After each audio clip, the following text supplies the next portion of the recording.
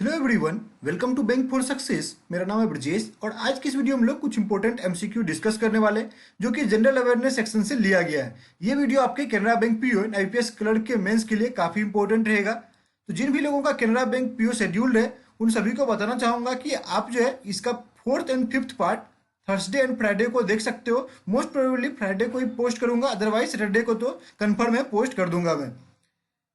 साथ ही साथ अगर आपने पार्ट 1 और पार्ट 2 नहीं देखा है तो वो भी देख लीजिएगा, क्योंकि मोस्ट ऑफ द क्वेश्चन जो है यहाँ से एक्सपेक्टेड है कि आ सकते हैं। दो वेबसाइट है www.brajesmohntutorial.co.in एंड www.bankforsuccess.in। जो brajesmohntutorial.co.in है, यहाँ पर आपको आज शाम से या अभी से ही यहाँ पर ये पीडीएफ जो भी क्वेश्चंस हम लोग डिस्कस कर रहे हैं इसका पीडीएफ अवेलेबल होगा। इसका लिंक मैं टेलीग्राम चैनल या आपको इसके वीडियो के डिस्क्रिप्शन में शेयर कर दूंगा। bankforsuccess.in पर जो है आप मल्टीपल बुक्स एंड पीडीएफ्स वगैरह वहाँ पर अवेलेबल है जिसको कि डाउनलोड कर सकते हैं अपने यूज के लिए। तो दोनों वेबसाइट आपके प्रिपरेशन के दृष्टिकोण से काफ़ी इंपॉर्टेंट है, दोनों को आपको सेव करके रख लेना है। अगर आपने इस बैंक फॉर सक्सेस को सब्सक्राइब नहीं किया है फटाफट सब्सक्राइब कीजिए और इस वीडियो को अपने दोस्तों के बीच में शेयर कीजिए। आगे बढ़ेंगे और आपको ओलिव बोर्ड के मॉक टेस्ट के बारे में बताना चाहूंगा कि आप मॉक टेस्ट के लिए ओलिव बोर्ड का मॉक टेस्ट परचेज कर सकते हो। One of the best mock test है और साथ ही साथ ये आपको आपके करंट लेवल के प्रिपरेशन के दृष्टिकोण से बनाया गया है। तो जरूर परचेज कीजिए, नीचे डिस्क्रिप्शन में इसका लिंक दिया हुआ है। साथ ही साथ आप ऐप डाउनलोड कर सकते हैं प्ले स्टोर से और वहां से भी आप ओलिव बोर्ड का मॉक टेस्ट अटेम्प्ट कर सकते हो। टेलीग्राम चैनल से अराउंड 4000 लोगों ने ऑलरेडी ज्वाइन कर रखा है, तो आप भी ज्वाइन कीजिए जल्दी से जल्दी। और क्योंकि यहाँ पर आपके कई सारे प्रॉब्लम्स को जो है मैं वहाँ पर आसानी से सॉल्व कर सकता हूँ, इसलिए आपको टेलीग्राम चैनल आपके इंपॉर्टेंस के लिए है, आप वहाँ पर ज्वाइन कीजिए, ज़्यादा से ज़्यादा लोग वहाँ पर ज्वाइन करें। पहला क्वेश्चन है, which private sector bank is planning to adopt 2000 villages by 2021? The bank will also provide SIM sep a mobile banking solution for feature phone users without internet. क्योंकि यहाँ पर क्वेश्चन क्या है कि सबसे पहला तो ये है कि 2000 गाँवों को जो है वो अडॉप्ट करने वाली है और आपको ये स्पेसिफिकली दिया गया है कि वो एक प्राइवेट सेक्टर बैंक है। ओके, कि अगर आपको यहाँ पर ऑप्शंस में, हालांकि मैंने जो ऑप्शंस लाया है उसमें तो सारे के सारे प्राइवेट सेक्टर बैंक ही हैं, अगर मान लो यहाँ पर कोई पब्लिक सेक्टर बैंक होता तो वो ऑटोमेटिकली एलिमिनेट हो जाता है। तो एक प्राइवेट सेक्टर बैंक है जो कि 2021 तक 2000 गाँवों को अडॉप्ट करने वाला है। साथ ही साथ वो सिम से पे करके एक स्कीम भी लॉन्च करेगा जो कि मोबाइल पेमेंट मतलब ऑनलाइन पेमेंट के लिए इंपॉर्टेंट होगा। और किसके लिए? जिन लोगों के पास की फीचर्ड फोन है। दो तरह के फोन होते हैं, फीचर्ड फोन एंड स्मार्टफोन। तो स्मार्टफोन वगैरह में आप ऐप वगैरह के माध्यम से पेमेंट कर सकते हो, लेकिन फीचर्ड फोन में आपको जो है सिम से ही पे करना पड़ेगा। तो ये कौन सा बैंक है? ये बैंक है यस बैंक। डी नंबर आपका आंसर हो जाएगा, मार्क कीजिए। नेक्स्ट आगे देखते हैं। नेक्स्ट क्वेश्चन है, the new draft electronic policy has set an ambitious target of creating an electronics manufacturing industry of dash billion dollar by 2025। तीन चीजें हैं, एक तो है national policy on electronics 2018, NEP बोलते हैं इसको। ओके, एनईपी 2018 है, तो ये ध्यान रखिएगा। दूसरा, अभी अभी रिसेंटली कैबिनेट ने जो है वो एग्रीकल्चर पॉलिसी को भी अप्रूवल दे दिया है। ओके, तो वो भी एक इम्पोर्टेंट है। एंड आपने कुछ दिन पहले सितंबर के अराउंड का एक अफेयर्स है, इवन एक दो एग्जाम में पूछा गया, वहां पर क्वेश्चन पूछा गया कि गवर्नमेंट ने न्यू टेलीकॉम पॉलिसी जो है वो सेटअप किया है जिसमें कितना टारगेट रखा गया है। तो तीनों आपको ध्यान रखना है। ये क्या हो गया? National electronic policy, okay, agriculture export policy, AEP कह के इसको बोल सकते हैं, एग्रीकल्चर एक्सपोर्ट पॉलिसी 2018, और न्यू टेलीकॉम पॉलिसी। ओके, ये तीनों ध्यान रखना है। तीनों में क्या टारगेट है ये आपको ध्यान रखना है। तो एनईपी के अंतर्गत जो है गवर्नमेंट ने 400 बिलियन डॉलर का जो है वो टारगेट रखा है। It sets target of creating 400 billion dollar electronics manufacturing industry by 2025 with mobile phone device segment accounting for 3/4 of production. कि मोबाइल सेगमेंट को सबसे ज़्यादा बढ़ावा दिया जाएगा। 3/4 प्रोडक्शन जो है मोबाइल फोन डिवाइसेस का होगा, लेकिन 400 बिलियन डॉलर का जो है वो टारगेट रखा गया है। Okay, ministry of electronics and information technology के द्वारा जो है ये ड्राफ्ट पॉलिसी इशू की गई है, जो कि electronic system design and manufacturing sector को बढ़ावा देने के लिए लाया गया है। एग्रीकल्चर एक्सपोर्ट पॉलिसी के बारे में बता रहा था कि वहां पर 100 बिलियन डॉलर का जो है वो टारगेट रखा गया है, जिसमें 30 बिलियन डॉलर जो कि एग्जिस्टिंग है उसको 60 बिलियन डॉलर ले जाएगा। कहां पर? 2022 तक ले जाया जाएगा और 2025 तक जो है ये टारगेट 100 बिलियन डॉलर का है। तो यहाँ पर ध्यान क्या रखना है कि एनईपी में भी $400 बिलियन 2025 तक है। एग्रीकल्चर एक्सपोर्ट पॉलिसी का भी $100 बिलियन 2025 तक है। और बीच के मीडियन ईयर्स भी आपको ध्यान रखने हैं। टेलीकॉम पॉलिसी जो है उसमें भी attract $100 billion investments into India by 2022 and create 4 million job. तो लेकिन इसमें क्या है, इसमें 2022 तक का ही टारगेट रखा गया है। ओके, $100 बिलियन 2022 तक का टारगेट रखा गया है। 4 मिलियन जॉब जो है वो क्रिएट करने का भी टारगेट उसमें दिया गया है। तो ये नंबर्स ध्यान रहे आपको। The RBI has approved reappointment of Aditya Puri as CEO and Managing Director of which of the following banks for another 2 years। कि आदित्य पुरी जो है वो भारत के सबसे बड़े बैंक HDFC बैंक के जो है वो CEO एंड मैनेजिंग डायरेक्टर हैं। उनको फिर से अप्रूवल मिल चुका है, 2 साल के लिए उनका जो है एक्सटेंशन उनको दिया गया है। तो कौन सा बैंक हो जाएगा, HDFC बैंक हो जाएगा। ओके, और यहाँ पर आपके विजुअल्स के लिए इमेज भी मैं लेकर आया हूँ। अब देखिए 3 से 4 और भी जो है वो CEO एंड MD हैं जिनको आपको ध्यान रखना है। सबसे पहला संदीप बख्शी, चंदा कोचर को रिप्लेस करके ICICI बैंक ने अभी संदीप बख्शी को नया CEO एंड MD बनाया है, किसका, ICICI बैंक का। ओके, उसके बाद है चंद्रशेखर घोष एंड राजीव लाल, ये 2 को ध्यान रखिएगा। चंद्रशेखर घोष जो है वो है अपने 2 नए बैंक हैं, IDFC एंड बंधन बैंक। तो चंद्रशेखर घोष जो है वो बंधन बैंक के हेड हैं और राजीव लाल जो है वो IDFC बैंक के हेड हैं। रमेश सोबटी, एक और भी बड़ा बैंक है, वो है आपको इंडसइंड बैंक के जो हेड है वो रमेश सोबती हैं। एंड कोटक महिंद्रा, ओके, कोटक महिंद्रा भी, कोटक बैंक भी जो है भारत का दूसरा तीसरा नंबर पर जो है प्राइवेट सेक्टर बैंक है, बड़ा सबसे बड़ा प्राइवेट सेक्टर बैंक है। उसके हेड कौन है, उसके हेड है Kotak Mahindra. And yes bank के बारे में अभी बात कर रहे थे हम लोग। यस बैंक के हेड है राणा कपूर, जिनका कि अभी एक्सटेंशन मिला नहीं है, दिसंबर में रिटायर करने वाले हैं। इस कारण से काफी कंट्रोवर्सी वगैरह भी यस बैंक के अराउंड अभी रोटेट कर रही है, उनके शेयर्स के प्राइस भी डिक्रीज हो चुके हैं। तो एक पूरा का पूरा वहां पर कंट्रोवर्सी चल रहा है। लेकिन याद रखना आपको, राणा कपूर जो है उनके अभी तक एग्जिस्टिंग वही है अभी तक। Which country has topped the World Bank's Doing Business 2019 रिपोर्ट? कि वर्ल्ड बैंक जो है ease of doing business report जो होता है, उस ease of doing business report में किसने टॉप किया है? तो न्यूजीलैंड ने जो है वो टॉप किया है। एंड इंडिया 77 पोजीशन पर इस बार अपना मेंटेन किया है। लास्ट ईयर कितना था? लास्ट ईयर 100 था एंड इस साल जो है वो 77 रखा गया भारत का पोजीशन। ओके, अब गवर्नमेंट का टारगेट क्या है? गवर्नमेंट का टारगेट है इसको इंटर करना 50 में। ओके, नेक्स्ट ईयर का टारगेट रखा है 50। और साथ ही साथ अभी स्टार्टअप इंडिया के तहत जो है, पोर्टल के तहत एक अवेयरनेस स्कीम भी लॉन्च किया गया है, जिसका कि हम लोग फर्स्ट पार्ट में डिस्कशन कर रहे थे। इसका आंसर क्या हो जाएगा? न्यूजीलैंड हो जाएगा। क्लियर है आप सभी को? चलिए नेक्स्ट क्वेश्चन देखते हैं, लेकिन आप पे कंफ्यूजन नहीं हो। जैसे हांगकांग पर यहाँ टिक हो चुका है, तो आप में से कई सारे लोग कंफ्यूज भी कर सकते हैं। नेक्स्ट क्वेश्चन है, what does last A denotes in the term PM AASHA scheme launch to ensure minimum support price to the farmers? कि MSP के लिए जो है गवर्नमेंट ने एक स्कीम लॉन्च की है मिनिमम सपोर्ट प्रोवाइड करने के लिए, और उसका नाम है प्रधानमंत्री अन्नदाता आय संरक्षण अभियान। याद रखिएगा, यहाँ पर आप एक तो स्कीम के बारे में पूछ सकते हैं, या आपको स्कीम से रिलेटेड किसी लेटर के बारे में पूछ सकते हैं कि ये लेटर क्या रिप्रेजेंट करता है। तो ये स्कीम जो है एक अम्ब्रेला स्कीम है। जितने भी स्कीम्स वगैरह लॉन्च किए गए, जो MSP से रिलेटेड चीजें हैं, उसके लिए गवर्नमेंट ने जो है ये स्कीम लॉन्च किया है। इसके अंदर जैसे प्राइस सपोर्ट स्कीम होगा, प्राइस डिफिशिएंसी पेमेंट स्कीम होगा, and pilot of private procurement and stockist scheme होगा। ओके, 3 चीजें इसके अंदर इंक्लूड की गई है। तो पूरा फुल फॉर्म क्या है? प्रधानमंत्री अन्नदाता आय संरक्षण अभियान। अब देखिए यहाँ पर क्या पूछा गया आपको, लास्ट ए क्या डिनोट करता है? लास्ट ए क्या करता है? लास्ट ए मतलब हो गया ए। ये ए जो है अभियान को डिनोट करता है, तो अभियान आपका यहाँ पर C है। ओके, आपको अगर मान लो उसी प्रकार से फर्स्ट ए पूछ देते, तो फर्स्ट ए क्या डिनोट करता है? फर्स्ट ए अन्नदाता को डिनोट करता है, तो आप ए मार्क कर देते। तो वो चीज सेकंड ए क्या करता है? सेकंड जो है ए वो आय को डिनोट करता है। इस तरह से आपको ध्यान रखना है। नेक्स्ट क्वेश्चन है, dash is being honoured by Harvard University for her work on promoting girls education.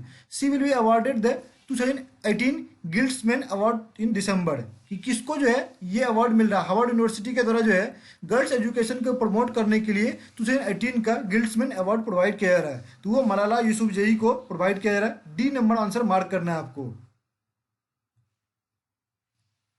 Which of the following is India's largest container port? It is planning to host an edible oil refinery. देखिए largest port जो है वो Jawaharlal Nehru port है, okay.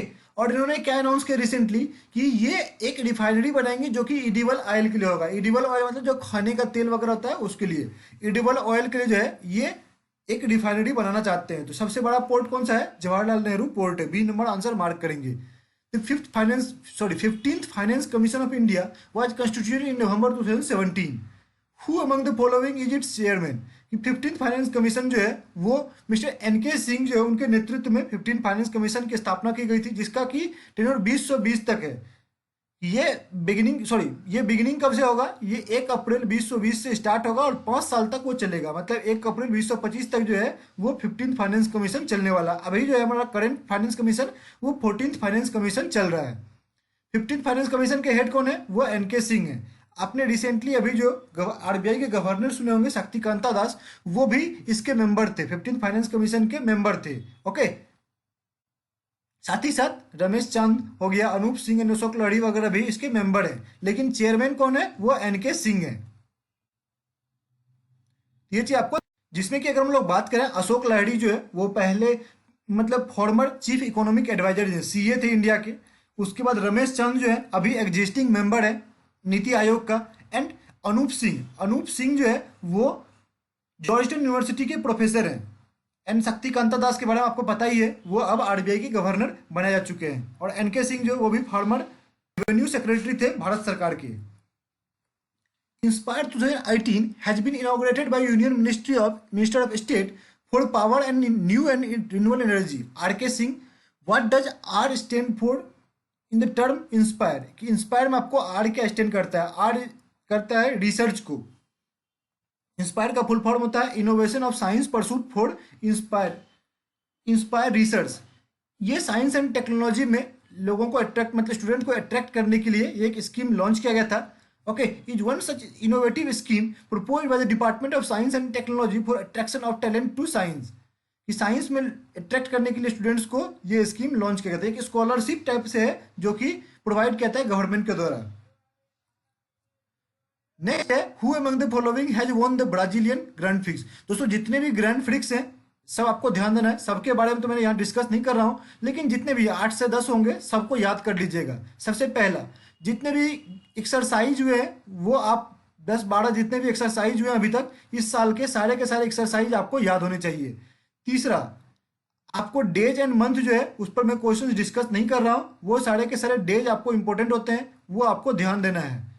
चौथा, जो summits वगैरह हुए हैं इंपॉर्टेंट समिट्स जैसे G20 वगैरह हो गया, वो सभी के सभी समिट्स वगैरह आपको कवर करने हैं। ये आप कोई भी कैप्सूल डाउनलोड करते हो, चाहे वो बैंकर्स अड्डा का हो, ग्रेडअप का हो, अफेयर्स क्लाउड का, कोई भी कैप्सूल अगर आप डाउनलोड करते हैं तो सभी कैप्सूल्स में ये कैटेगरी वाइज बनाकर जो है अवेलेबल होता है। आई होप आप ये चीज़ें जो है ऑलरेडी डिस्कस कर, मतलब याद रख रहे हो। साथ ही साथ बैंकिंग सेक्शन जो होता है, बैंकिंग अवेयरनेस सेक्शन जो है वो सेक्शन को अच्छे से कवर कर लीजिएगा। बैंकिंग अवेयरनेस का मतलब, कहने का मतलब है कि जो बैंकिंग इंडस्ट्री से रिलेटेड न्यूज होते हैं वहां से आपको ढेर सारे क्वेश्चंस पूछे जाते हैं। और even most of the question तो मैंने डिस्कस कर लिया है, लेकिन फिर भी कई सारे क्वेश्चंस बच जाते हैं। लेकिन आप अगर उसको डिटेल में पढ़ लेते हो 2 से 3 महीने का, तो आप वहां से अच्छे खासा क्वेश्चन को अटेम्प्ट कर सकते हो अपने एग्जाम में, कैनरा बैंक पीओ में। आंसर हो जाएगा इसका Lewis Hamilton. Who resigned as CEO of Flipkart group. देखिए यहाँ पर बात हो रही है फ्लिपकार्ट ग्रुप की, ओके। फ्लिपकार्ट के अंदर जितने भी उसके सब्सिडरी, चाहे वो मिंत्रा, जबोंग वगैरह हो, सबके बारे में बात हो रही है, फ्लिपकार्ट ग्रुप के बारे में बात हो रही है। तो फ्लिपकार्ट ग्रुप के रूप में बिन्नी बंसल ने जो है वो फाउंडर भी थे और उन्होंने ही अभी रिजाइन किया है। फ्लिपकार्ट को किसने परचेज कर लिया? फ्लिपकार्ट को परचेज कर लिया वॉलमार्ट ने, ओके। वॉलमार्ट क्या है? यूएस का एक रिटेल चेन है, दुनिया का सबसे बड़ा रिटेल चेन भी इसको बोलते हैं, ओके। करंट सीईओ कौन है? अब देखिए यहाँ पर फ्लिपकार्ट ग्रुप की बात हो रही थी। अब फ्लिपकार्ट के ग्रुप में जो है अभी क्या हुआ कि जितने भी मिंत्रा वगैरह थे, जबोंग वगैरह था, मिंत्रा एंड जबोंग भी जो है वो फ्लिपकार्ट का ही पार्ट था, ओके। अब जबोंग एंड मिंत्रा को भी फ्लिपकार्ट में मर्ज कर दिया जाएगा। एंड साथ ही साथ फ्लिपकार्ट का जो एग्जिस्टिंग फ्लिपकार्ट जो है उसका सीईओ कौन है? उसका सीईओ है कल्याण कृष्णमूर्ति, ओके। ये आपको ध्यान रखना है। Union Ministry of Human Resource Development launched 2 new initiatives which leap an annual refresher program in teaching। अर्पित बोलते हैं इसको, annual refresher programme in teaching को जो है अर्पित बोला गया है।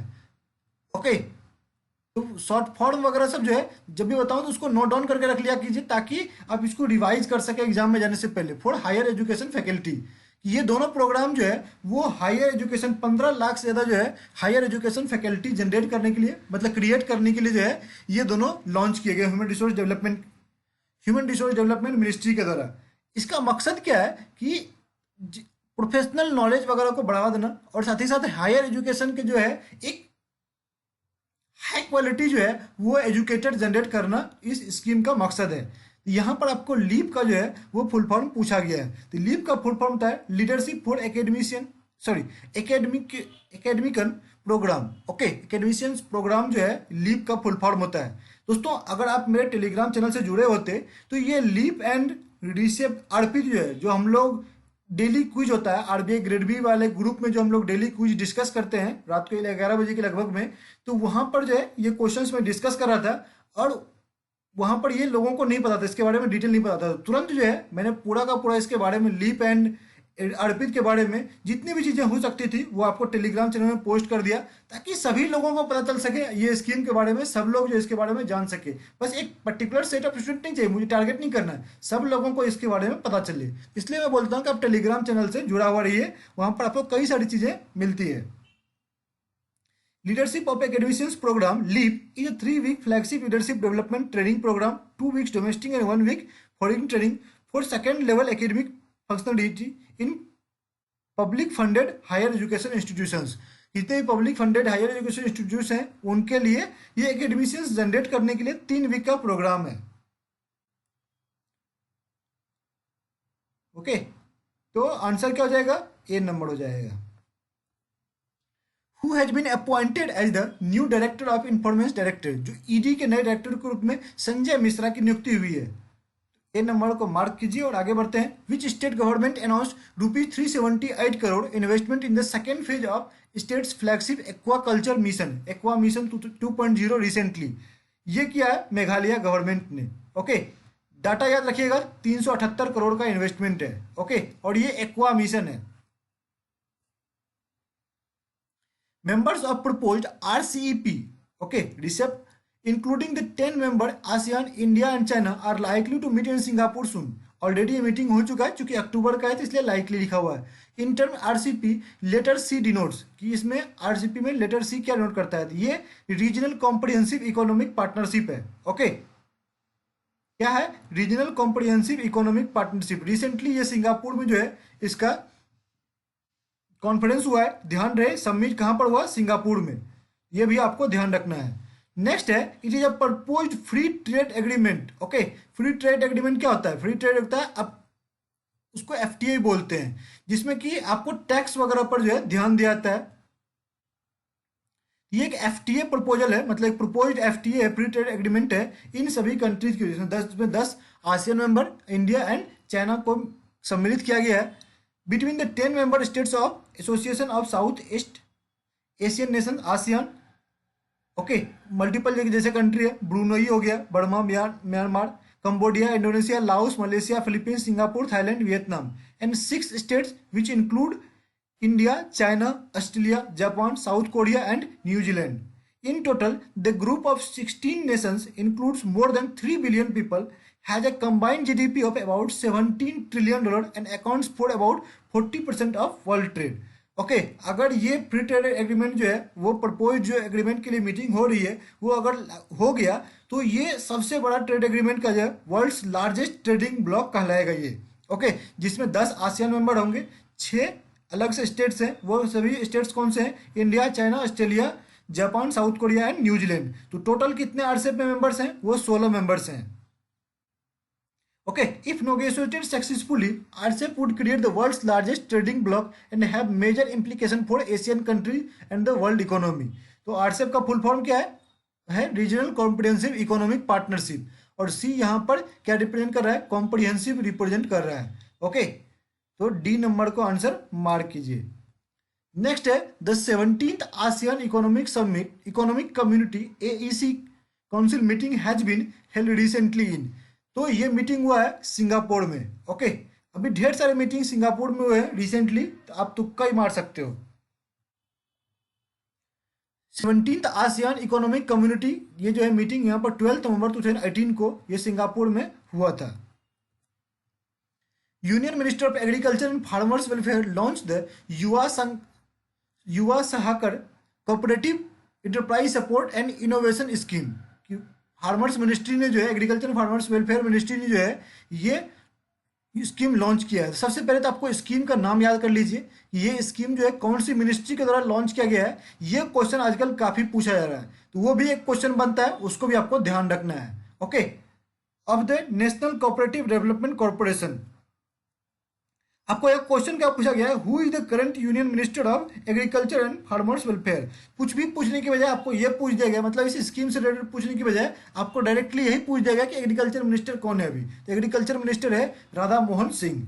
आंसर क्या हो जाएगा, डी नंबर। नेक्स्ट है, who has been named La Liga player of the year 2017-18। कि La Liga player of the year किसको दिया गया है, वो लियोन मेसी को जो है, मेसी इस बार के लिए लाल लीगा लीग का जो है वो जीता, मतलब प्लेयर ऑफ द ईयर के अवार्ड से जीता गया है। ओके, अब देखिए यहाँ पर एक इंपॉर्टेंट क्या है कि वो बलानदेर को है कि बैलन d'Or जो है वो एक अवार्ड होता है जिसमें कि आपको ये फुटबॉलर्स को दिया जाता है हर साल, और पिछले 10 से 11 साल से या तो वो रोनाल्डो को और या मेसी को, इन्हीं दोनों को मिलता जा रहा था। लेकिन इस बार जो है वो लूका मॉड्रिक को मिला है, और ये पहली बार, जो कि अभी अगर आपने देखा होगा जो वर्ल्ड कप चल रहा था, मतलब जो फुटबॉल फीफा वर्ल्ड कप 2018 था रसिया में जो हुआ था, वहां पर क्रोएशिया इस बार काफी इंप्रेस किया सभी कंट्रीज को, मतलब क्रोएशिया जो है वो काफी इंप्रेस करा था। क्रोएशिया के लूका मॉड्रिक को इस बार का बैलन d'Or मिला हुआ है, जो कि मेसी और रोनाल्डो के बीच में हमेशा रोटेट होता था। इस बार वो चीज कहां पर गया है, वो लूका मॉड्रिक को गया है, तो ये चीज ध्यान रखिएगा। Okay, the government of India and the Asian development bank has sign 160 million loan project to provide water and sanitation services in. अब देखिए एक और चीज जो है, वहां पर मैं आपको समिट्स वगैरह के नाम बोला था, एक ये लोन एग्रीमेंट जो है वो भी आपको ध्यान देना है, क्योंकि मल्टीपल लोन एग्रीमेंट है। आप सभी अगर इसको एक जगह इकट्ठा करके नोट डाउन करके इसको याद कर लेते हो, तो मुझे लगता है अगर इससे कोई रिलेटेड क्वेश्चन होगा तो वो भी आप सॉल्व कर पाओगे। तो ये लोन एग्रीमेंट जो है वो किसके लिए है, वो है तमिलनाडु के लिए। ओके, अब एक क्वेश्चन और भी बनता है कि एशियन डेवलपमेंट बैंक के हेड कौन है, प्रेजेंटली इसके हेड कौन है, तो वो टाइको नाकाओ जो है उसके प्रेजेंट हेड है। India first specialised hospitals for elephants was formally open in which of the following cities recently. कि हाथियों के लिए जो है एक स्पेशलाइज्ड हॉस्पिटल बनाया गया है, और वो हॉस्पिटल कहाँ पर बनाया गया है, वो मथुरा में बनाया गया है। ओके, आंसर क्या हो जाएगा, मथुरा। विच of the following cyclones wreaked havoc in Tamil Nadu recently killing at least 45 people. अब देखिए एक और चीज है, अभी तक मैंने आपको समिट्स वगैरह तो बोला था, लास्ट में क्या बोला कि लोन पैक देख लेना। अब ये चीज बोल रहा हूँ कि जितने भी अभी साइक्लोन्स वगैरह हैं, चाहे वो भारत में या दुनिया के किसी और भी देशों में जो भी साइक्लोन आए हैं, वो सभी के सभी आपको अराउंड 10 से 12 ही होंगे, ज़्यादा नहीं है, साइक्लोन ज़्यादा इस बार नहीं आया है। ओके, जो भी है आपको सबके सब याद रखने हैं, जैसे गाजा हो गया, तितली हो गया, या अभी अभी एक जो है वो आंध्र प्रदेश कोस्ट को हिट करने वाला है। ओके, आज की डेट में वहां पर जो है रेड अलर्ट जारी कर दिया गया है, आंध्र प्रदेश कोस्ट को वो हिट करेगा। तो वो हो गया, तो ये सबके सब जो है आपको साइक्लोन्स ध्यान रखने हैं। जैसे अभी आंध्र प्रदेश जो है उसको पेथाई नाम रखा गया, PHETHAI। ओके, पेथाई इसका नाम रखा गया है, जो कि आंध्र प्रदेश में लैंडफॉल स्टार्ट हो चुके हैं वहां पर ऑलरेडी, वहां पर जो साइक्लोन पेथाई हिट कर चुका है। ओके, तो ये चीज जो है आपको ध्यान रखने, सारे के सारे आपको याद रखने हैं। इसका आंसर क्या जाएगा, गाजा हो जाएगा। तमिलनाडु में लास्ट मंथ जो आया था वो कौन सा आया था, गाजा आया था, जो इतने की काफी ज्यादा वो मतलब क्षति पहुंचाया था वहां पर जनमाल की। Name the Microsoft AI enabled bat launched by former India captain Anil Kumble's technology startup Spektacom technology on 11 October 2018। अभी अभी आपने देखा होगा कि कई बार एड वगैरह आप देखते हैं, अनिल कुंबले एक बैट दिखाता है जिसमें बैट में एनालिटिक्स वगैरह इंप्लीमेंट किया गया है, उसका बैट का वो प्रचार कर रहे हैं। उस बैट का क्या नाम है, उस बैट का नाम है पावर बैट, और ये किसके साथ मिलकर हुआ है, माइक्रोसॉफ्ट के साथ जो है ये मिलकर किया गया है, जिसमें आर्टिफिशियल इंटेलिजेंस बेस्ड जो है ये बैट है। जहां पर भी स्ट्रोक लग रहे हैं, जहां पर भी चीजें लग रही है, वो वहां क्या हो रहा है कि वो डाटा चिप लगा हुआ है उसके अंदर, वो चीजों को स्टोर करेगा, सभी डाटा जो है उन चीज़ों को स्टोर करके वो रखेगा, और जिस पर एक अच्छा जो है डाटा वगैरह जारी किया सकता है, ताकि वो क्रिकेटर्स के ग्रोथ के लिए जो भी लर्निंग क्रिकेटर्स हैं, उन जो ट्रेनिंग में है, उन सभी को जो है इम्प्रूव किया सकता है। ओके, इसका नाम रखा गया है power bat. NITI Aayog signed a MOU with which company to deploy artificial intelligence technology to address challenge in agriculture and health care on 12 October 2018। तो ये नीति आयोग ने जो है एग्रीकल्चर के लिए माइक्रोसॉफ्ट इंडिया के साथ टाई अप किया हुआ है। Dash has launch a national level enterprise awareness campaign उद्यम अभिलाषा अभियान, उद्यम अभिलाषा इन 115 एस्पिरेशनल डिस्ट्रिक्ट। थोड़ा सा क्वेश्चन का एडिटिंग नहीं कर पाया कि याद रखिएगा उद्यम अभिलाषा स्कीम जो है वो 115 डिस्ट्रिक्ट में कौन से बैंक के द्वारा या किसके द्वारा लॉन्च किया गया है। 115 है और नाम है उद्यम अभिलाषा। ये सिडबी के द्वारा जो है वो लॉन्च किया गया है। India recently launch a massive operation Samudra Maitri to provide assistance to the earthquake and tsunami victims in which country. अभी रिसेंटली जो है इंडोनेशिया में काफ़ी खतरनाक जो है अर्थक्वेक एंड सुनामी आया हुआ था वहाँ पर। तो भारत जो है वो वहाँ पर मासिव ऑपरेशन भारत ने लॉन्च किया था, इंडियन नेवी ने, और उसका नाम रखा गया था ऑपरेशन समुद्र मैत्री। ओके, तो आंसर क्या हो जाएगा? सी नंबर हो जाएगा। A board has been constituted on directions from the National Company Law Tribunal for Debt Relief Infrastructure Leasing and Financial Services (ILFS). The non-executive chairman of board is, ये board का chairman कौन है? उदय, non executive chairman Uday Kotak के नेतृत्व में। तो government ने क्या हुआ कि जो एग्जिस्टिंग बोर्ड था, आप सभी को पता है आईएलएफएस सागा जो है अभी चल रहा है, जिसके कारण से एनबीएफसी सेक्टर पर काफी अभी मार पड़ी हुई है, और जिसके कारण से गवर्नमेंट और आरबीआई के बीच में भी टकसाल चल रहा था, क्योंकि लिक्विडिटी क्राइसिस हो चुका है। ओके, लिक्विडिटी क्राइसिस हो चुका है, और लिक्विडिटी क्राइसिस जो है वो कहाँ पर जुड़ा हुआ है? वो आईएलएफएस क्राइसिस से ही जुड़ा हुआ है। तो गवर्नमेंट बोल रही है कि आप लिक्विडिटी रिलीज करो, आरबीआई कर नहीं रही थी। तो एक टसल चल रहा था, जिसके बाद जो है आपने देखा कि आरबीआई के गवर्नर ने भी रिजाइन कर दिया है। तो ये सारी चीजें जो है वो सबके सब एक ही जगह पर जुड़ा हुआ है, वो है आईएलएफएस से। ओके, ये काफी बड़ा infrastructure lending financial service company था, जो कि बैंकरप्ट हो चुका। ओके, इसके पास जो है एग्जिस्टिंग 90,000 लगभग के जो है पेमेंट है, जो कि वो पे नहीं कर पा रहा, उसके पास उतने लिक्विडिटी अवेलेबल नहीं है। तो उसके बाद गवर्नमेंट ने इसे डिजॉल्व करके उदय कोटक के नेतृत्व में, मतलब उसको रिवाइव करने का प्लान बनाने के लिए एक बोर्ड की नियुक्ति की थी। आपको ध्यान रखना है, उदय कोटक का नाम जो है ये कोटक महिंद्रा बैंक से जुड़ा हुआ है, और उदय कोटक ही इस बोर्ड के लीडर बनाए गए हैं। नेक्स्ट है, on the occasion of Mahatma Gandhi birth anniversary which of the following banks pledge to become a plastic free organisation in the next 12 month. कि किसने जो है प्लास्टिक फ्री बैंक बनने का जो है अपना प्लेज रखा है? तो वो एसबीआई ने रखा है। Domestic law CAATSA is use to impose sanction by which of the following country organisation for transaction with Iran, North Korea और रसिया। कि ये काटसा जो है वो क्या करता है, किस पर बैन लगाता है? कि जो भी लोग, मतलब एक सेंक्शन इंपोज करता है वो सभी कंट्री ऑर्गेनाइजेशंस पे जो भी लोग ईरान, नॉर्थ कोरिया और रसिया के साथ ट्रेड करना चाहते हैं। नॉर्थ कोरिया के साथ जो है वो, नॉर्थ कोरिया जो है वो मिसाइल व न्यूक्लियर वगैरह पर रिसर्च कराता है। रसिया और यूएस में अच्छे संबंध नहीं है, इसलिए वहां पर भी सेंसर लगा हुआ है। और रिसेंटली आपने देखा कि न्यूक्लियर मिसाइल्स के कारण ईरान पर भी सेंसर लगा दिया गया है। तो ये सेंक्शंस किसके द्वारा लगाया गया है? वो यूएस के द्वारा लगाया गया है। तो यूएस क्या करता है कि जितने भी अपने पार्टनर नेशन होते हैं उन सभी को इन कंट्री से ट्रेड करने से रोकता है, लेकिन भारत को जो है यहाँ पर छूट मिली हुई है। Which state government launched its own food security scheme to cover the poor people. It will benefit 25 lakh people who were left out of the National Food Security Act. कि जो भारत सरकार का नेशनल फूड सिक्योरिटी एक्ट है उसमें ऐसे peoples को छोड़ दिया था, इन पीपल्स को कंसिडर नहीं किया गया था, उन सभी को भी अब टारगेट करके ओडिशा सरकार ने एक फूड सिक्योरिटी स्कीम लॉन्च की है। ओके, अपना खुद का फूड सिक्योरिटी स्कीम लॉन्च किया है। तो आंसर क्या आ जाएगा? Odisha government. The government has formed a competition law review committee to ensure that the legislation is in tune with the changing business environment.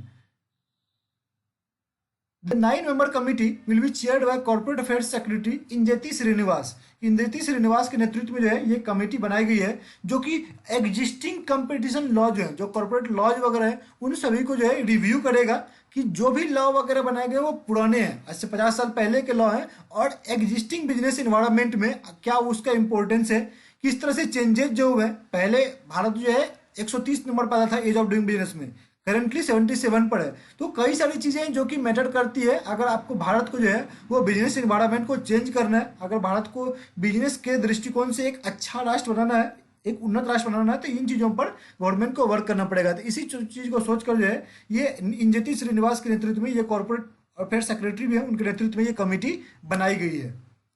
Who among the following has been appointed chief economist of the International Monetary Fund? He or she would be the economic counselor and director of IMS research department.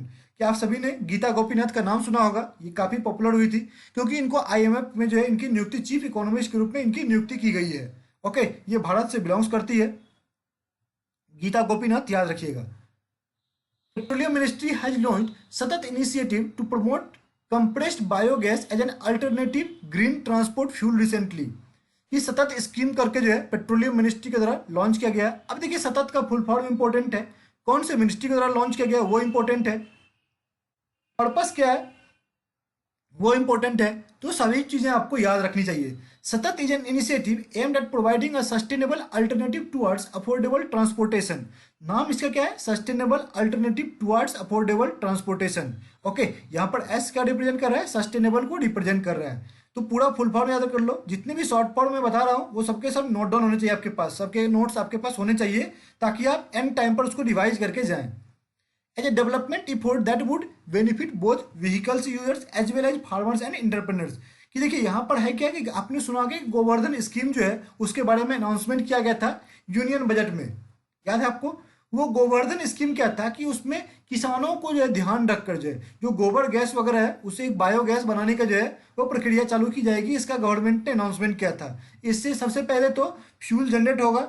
Okay, and दूसरा क्या उसका importance है? उसका importance है जो agriculture से जुड़े हुए किसान हैं उनको भी मॉनेटरी बेनिफिट प्रोवाइड किया जाएगा।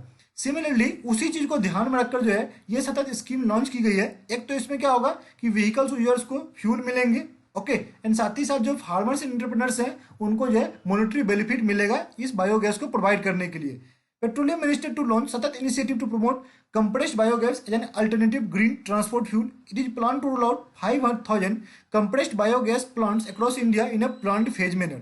2025 तक जो है ये 5,000 प्लांट्स लगाए जाएंगे। 2020 तक 1,000 प्लांट एंड 2022 तक 1,000 एंड 2020 तक 250 प्लांट्स लगाए जाने का टारगेट रखा गया है। The inland waterways authority of India IWAI launch the roll on roll off roro ferry जो है आपने सुना होगा प्रधानमंत्री के साथ इनॉग्रेट किया था। तो वो कहाँ पर? From Nimati to Majuli island in the state of Majuli जो है वो कहाँ पर है? मजोली एक आइसलैंड डिस्ट्रिक्ट के रूप में जो है इसको मान्यता मिला था और वो कहाँ पर मिला था? वो असम में मिला था। याद है आपको? पिछले साल का ये अफेयर्स है। ओके, ऑब्वियस सी बात है, मजोली की बात हो रही है तो मजोली कहाँ पर है? वो असम में है। और ये रोरो फेयर जो है वो असम में ही मजोली डिस्ट्रिक्ट से में ही लॉन्च किया गया था। Who is the present chief of national financial reporting authority?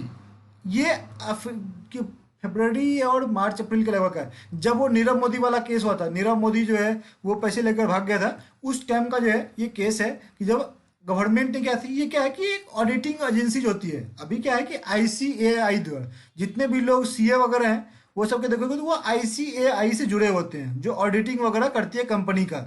Okay, ये किस तरह से कंपनी परफॉर्म कर रही है इसका ऑडिटिंग वगैरह जो है इनके द्वारा किया जाता है।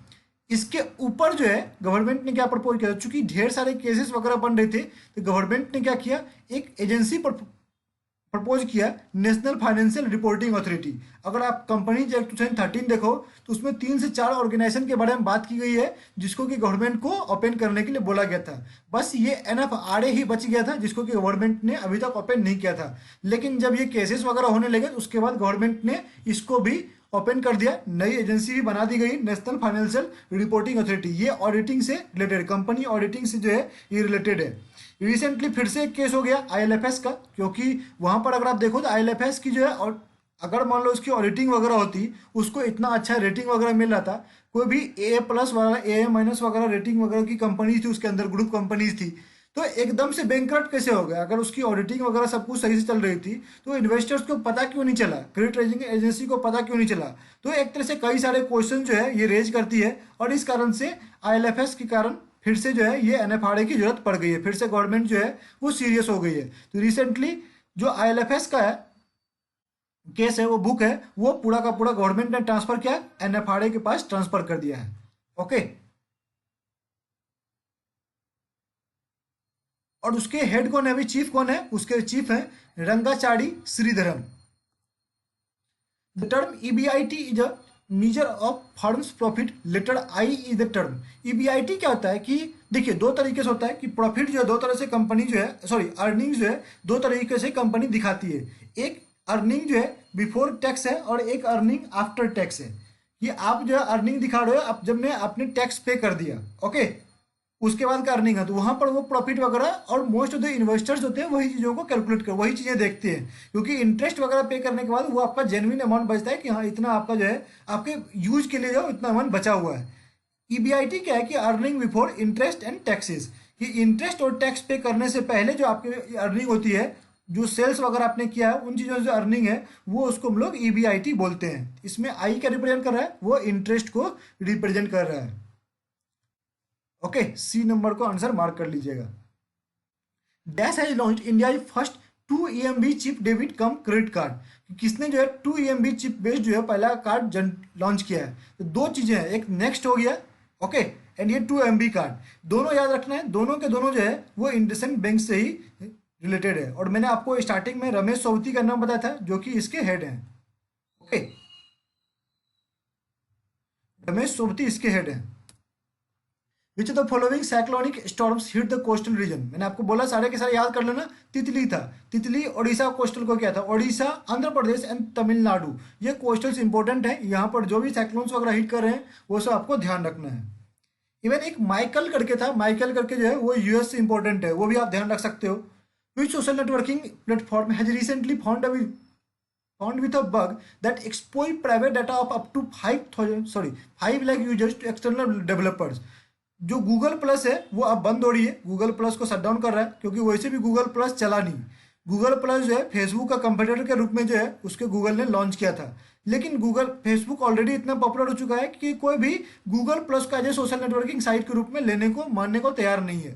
तो फेसबुक गूगल जो है वो इसको बंद करने वाली है। पहले प्रपोज मार्च में था, लेकिन अब रिसेंटली से बंद कर दिया जाएगा, मई में था आई थिंक। लेकिन चूंकि 5 लाख लोगों का डाटा जो है एक्सपोज हो चुका है एक्सटर्नल यूजर्स, एक्सटर्नल डेवलपर्स को, तो इसके कारण से जो है काफ़ी कंट्रोवर्सी वगैरह हो रही है। और ऑलरेडी आपको पता है कि डाटा ब्रीचिंग से रिलेटेड जो है कई सारे केसेस चल रहे हैं, आपको फेसबुक गूगल वगैरह पर ऑलरेडी ये चीज़ें चल रही है।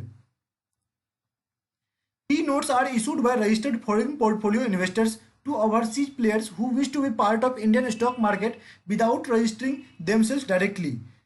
कि ये किसके लिए कहता है, रजिस्टर्ड पोर्टफोलियो इन्वेस्टर, जो भी रजिस्टर्ड पोर्टफोलियो इन्वेस्टर्स होते हैं उनके लिए जो है ये फॉरेन पोर्टफोलियो इन्वेस्टर्स उनके लिए पी नोट्स जारी किया जाता है। ओके, अब ये पी नोट्स क्या होता है, सॉरी इसे पी नोट्स में जो है ये पी क्या होता है, पी होता है पार्टिसिपेटरी नोट्स। ओके, एक तो क्वेश्चन यहाँ पर डायरेक्टली यही बन गया कि बी नंबर हो गया, आपको पी नोट्स में पी का पूछ लिया।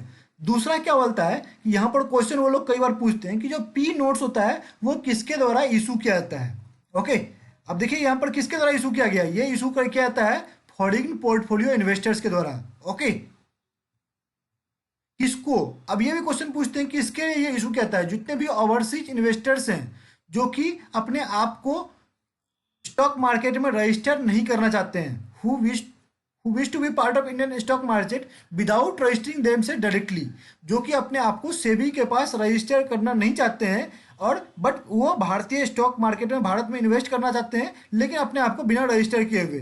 तो वैसे लोगों के लिए, वैसे ओवरसीज इन्वेस्टर्स के लिए जो है ये जो फॉरेन पोर्टफोलियो इन्वेस्टर्स होते हैं, ओके, एफपीआई होते हैं, वो ये पी नोट्स वगैरह जारी करते हैं। सभी कुछ चीज़ें आपको क्लियर होना चाहिए। 2018 Nobel prize for economics has been awarded to, हाँ एक और चीज़ आपको ध्यान रखना है, जो ये साइड वाला पॉइंट में डाल रहा हूँ, जैसे वहाँ पर डेज वगैरह सब दिया था, साइक्लोन दिया, उसके आपको ग्रैंड प्रिक्स दिया, अब यहाँ पर एक और चीज़ ऐड कर रहा हूँ कि जितने भी नोबेल प्राइज हैं, आई होप आप सभी ने उसको याद कर ही लिया होगा, लेकिन नहीं किया है तो नोबेल प्राइज भी याद करना है आपको। Sustain growth both of them help from US, कि दोनों को विलियम नोरदाउस एंड पॉल रोमर को जो इस साल का इकोनॉमिक्स का नोबेल प्राइज मिला है। Which of the following has been partner state at Goa international film festival this year, कि इस साल का गोवा का फिल्म फेस्टिवल का पार्टनर स्टेट कौन था, वो झारखंड था। Alphonso mango for Ratnagiri, Sindhudurg, Palghar, Thane and Raigad district of which of the following state has got geographical indicator. दोस्तों कई बार जीआई से रिलेटेड क्वेश्चन पूछा था, जितने भी रिसेंट जीआई टैग्स वगैरह मिले हैं, जो कि ज्योग्राफिकल इंपॉर्टेंस रिलेटेड टैग्स मिले हैं अलग अलग स्टेट्स के, अलग अलग फ्रूट्स एंड वहाँ के वेजिटेबल्स, वहाँ के उत्पादन को, तो वो आपको ध्यान रखना है। उस पर कई बार क्वेश्चन पूछा, जैसे रसगुल्ला, आपको बासमती राइस हो गया, ये सब कई बार क्वेश्चंस पूछे जा चुके हैं ऑलरेडी। तो अल्फोंसो आम जो है, इसको महाराष्ट्र में हम लोग बोलते हैं हाफूस आम। ओके, हाफूस यहाँ पर काफ़ी पॉपुलर है और सबसे महंगा भी है और स्वादिष्ट भी काफ़ी होता है। जैसे अभी मैंगो का सीजन आने वाला है, दिन में आएगा, तो वहाँ पर हाफूस आम जो है महाराष्ट्र का काफ़ी पॉपुलर है। ओके, और ये रत्नागिरी डिस्ट्रिक्ट वगैरह में काफ़ी पाए जाते हैं, रत्नागिरी, कोंकण, सिंधुगुड़, गढ़, पालगढ़, ये सब में काफ़ी यहाँ पर अवेलेबल होता है। तो ये कहाँ पर है? महाराष्ट्र में है। National dolphin research centre NDRC India and Asia's first is being setup in which of the following cities. जैसे ही डॉल्फिन की बात हो, डॉल्फिन गंगा नदी में है और गंगा नदी सबसे ज़्यादा बिहार में है। लगा दीजिए उसको पटना के साथ। ओके, डॉल्फिन वगैरह जो है उसी रीजन में ज़्यादा है, भागलपुर पटना साइड में जो है ज़्यादा डॉल्फिन अवेलेबल है। ओके, ये डॉल्फिन रिसर्च सेंटर जो है वो पटना में इस्टेब्लिश किया जा रहा है। विच ऑफ द फॉलोइंग जो has been ranked as the best district as per ranking undertaken by Swachh Survekshan ग्रामीण स्कीम। अब ध्यान देखिएगा, स्वच्छ सर्वेक्षण स्कीम जो अभी रैंकिंग वगैरह जारी की है, ग्रामीण एंड शहरी के दोनों साथ जो है वो रैंकिंग जारी की है, उसमें सारा का सारा आपको ध्यान रखना है। इवन रेलवे स्टेशन वगैरह से रिलेटेड डाटा वगैरह भी याद रखना है, तो इसको भी साइड वाला में डालिए। ये सब ध्यान रखिएगा जो भी साइड में डाल रहा हूँ मैं। तो स्वच्छ सर्वेक्षण स्कीम को भी आप यहाँ पर पोस्ट कर दीजिए और इससे रिलेटेड भी सारा का सारा आपको चीज़ ध्यान रखना है। तो यहाँ पर जो सबसे डिस्ट्रिक्ट कौन सा बेस्ट डिस्ट्रिक्ट कौन है? सतारा। और सतारा डिस्ट्रिक्ट कहाँ पर है? ये महाराष्ट्र में पड़ता है। कई बार क्वेश्चन आपको यही पूछ लेते हैं कि सतारा डिस्ट्रिक्ट जो वो कहाँ से है, तो महाराष्ट्र से बिलोंग्स करता है।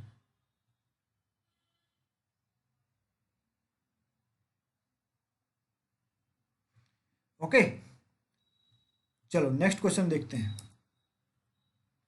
Asia's first canisters based and India's first methanol cooking fuel programme was launch recently in which state. कि पहला भारत, ये एशिया का पहला है कैनिस्टर बेस्ड एंड इंडिया पहला मिथेनॉल कुकिंग फ्यूल प्रोग्राम है।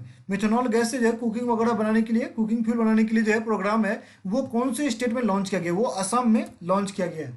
तो गवर्नमेंट अभी काफ़ी चीज़ों पर वर्क कर रही है जो फ्यूल वगैरह है, क्योंकि ये चीज़ें इंडिया में बनाई जा सकती है। ओके, तो फ्यूल जो है वो इंडिया का सबसे बड़ा सरदर्दी है, क्योंकि इंपोर्टेड हम लोग मोस्टली यूज करते हैं और इस कारण से भारत पर काफ़ी इसका दबाव पड़ता है। 2018 summer Olympic, summer youth Olympic games. देखिए, ये तो मेरा मकसद नहीं था क्वेश्चन का, मेरा मकसद था यहाँ पर इसको G20 से कनेक्ट करने का। ओके, क्वेश्चन का मेरा मकसद लाने का ये था G20 से इसको कनेक्ट करूँ।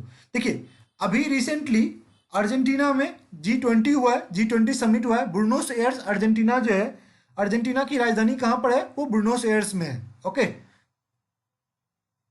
तो अर्जेंटीना में अभी रिसेंटली G20 समिट हुआ है और साथ ही साथ यहाँ पर 2018 का समर यूथ ओलंपिक गेम्स भी हुआ है। तो अर्जेंटीना आपके लिए इंपॉर्टेंट है। ऐसी कंट्रीज इंपॉर्टेंट होते हैं, यहाँ के करेंसी वगैरह, यहाँ के आपको कैपिटल वगैरह पूछे जाते हैं स्टैटिक अवेयरनेस के रूप में, तो वो भी चीज़ आपको ध्यान रखनी है। सबसे पहले तो समिट जो भी गेम्स हुए हैं वो आपको ध्यान रखना है, साथ ही साथ वहाँ के करेंसी एंड कैपिटल भी इंपॉर्टेंट हो सकते हैं। India and Asian Development Bank has signed a 150 million loan agreement. Next question था, $150 million loan agreement to establish country first global skill park. Global skill park जो है ये मध्य प्रदेश में एस्टेब्लिश किया जाएगा। HDFC limited has disbursed subsidy to over 51,000 customers among to over 1,100 crore, sorry 1,100 crore under the प्रधानमंत्री Awas Yojana CLSS scheme. अब CLSS का full form क्या है? Credit link subsidy scheme. Okay, इसका फुल फॉर्म होता है credit link subsidy scheme. And आपको CL और S तीनों लेटर का अलग अलग आपको पता होना चाहिए। ओके, L लिंक्ड है, S जो है वो सब्सिडी है, एंड लास्ट S जो है वो स्कीम को रिप्रेजेंट करता है। और ये किस बैंक से रिलेटेड है? ये रिलेटेड है HDFC बैंक से। कितना डिसबर्स किया है उन्होंने? 1100 करोड़ डिसबर्स किया है। कौन से स्कीम के अंतर्गत? प्रधानमंत्री आवास योजना के अंतर्गत। The bank for international settlement 20 जो है वो स्विट्जरलैंड में है। ओके, इसके नॉर्म्स आते हैं, बेसल वगैरह के नॉर्म्स, सॉरी इसके उसके नॉर्म्स वगैरह आते हैं। Has appointed who among the following as the chief representative for Asia Pacific. इसने किसको अपना चीफ रिप्रेजेंटेटिव जो है एशिया पैसिफिक के लिए बनाया है? सिद्धार्थ तिवारी को जो है इन्होंने अपना बनाया है। दोस्तों ताइक्वांडो नेकाओ जो है वो एडीबी के हैं, जिन लिंकिन, ये सब आपको ध्यान रखना है। और इस तरह से ये वीडियो एंड हो गया। काफ़ी लंबा वीडियो गया है, 45 मिनट अराउंड वीडियो चला गया होगा। तो चलिए कोई नहीं, आई होप आपको पसंद आया होगा और क्वेश्चंस आपको ढेर सारे मिले होंगे। हम लोगों ने क्वेश्चन से रिलेटेड भी क्वेश्चन डिस्कस किए हैं, क्योंकि आपको जरूरी नहीं है कि यही क्वेश्चन पूछे, आपको उससे रिलेवेंट क्वेश्चन भी पूछ सकते हैं। और तभी ये नहीं आपको बोलना है कि सर आपने तो बस यही क्वेश्चन बताया था, यार वो मतलब नहीं बनता है। आप अगर पढ़ रहे हो तो आपको पूरा पढ़ना होता है, उससे बारे में सारी चीज़ें आपको जाननी होती है। इसलिए हम लोग एमसीक्यू के माध्यम से जो है चीज़ों को सीखने की कोशिश करते हैं, ताकि लंबे समय तक याद रह सके। आई होप आपको वीडियो पसंद आया होगा, और साथ ही साथ पसंद आया है तो क्या करना है, आपको लाइक बटन दबाना है, कमेंट करना है अपने व्यूज इस वीडियो से रिलेटेड, एंड साथ ही साथ वीडियो को शेयर भी करना है अपने दोस्तों के बीच में। और इस वीडियो का पीडीएफ आप कहाँ से डाउनलोड कर सकते हैं? वो डाउनलोड कर सकते हैं www.brajeshmohantutorial.co.in पर। दोस्तों इस वेबसाइट को भी आप अपने दोस्तों के बीच में शेयर कर सकते हो, अपने दोस्तों को इसके बारे में बता सकते हो। एटलीस्ट आप खुद तो बुकमार्क करके रख लो, डेली इसको विजिट किया करो, डेली यहाँ पर पोस्ट जो है वो अपडेट हो रहे हैं। ओके, चलिए मिलते हैं नेक्स्ट वीडियो में, तब तक के लिए धन्यवाद। देखते रहिए बैंक फॉर सक्सेस।